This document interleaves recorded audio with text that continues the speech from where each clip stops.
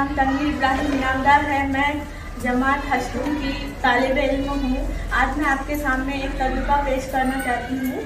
इस तजुर्बे का नाम है रोशनी का इंतशार। तो इसके इस्तेमाल के लिए हमने सादा पानी का एक गिलास लिया है और एक खाते सोडे का पानी लिया है और एक कलर का पानी गिलास लिया हुआ है और ये लेज़र टॉर्च है।